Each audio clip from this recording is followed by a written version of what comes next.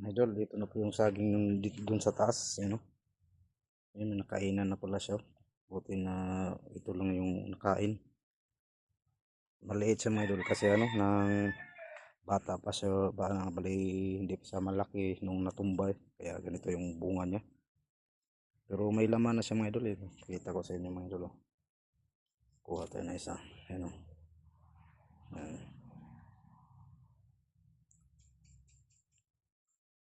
Ayan. Ayan mga idol. Ayan mga idol. Oh.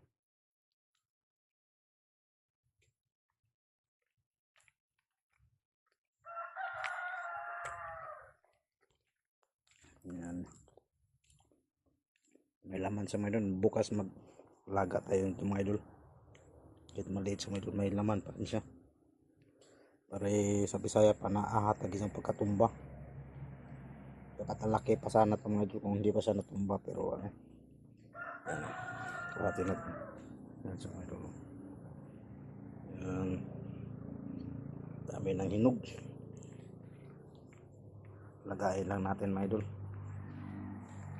Yan, yan na po siya. May nakainan ng mga idol, dalawa. Ng paniki. Pahidunan, sarap to lagayin bukas. Maglaga tayo. Yan. Pare galing siya dito mga idol. Wala na. Inano namin ni tatay. Tinanggal na namin. Nandun na yung pinakapuno. Yun.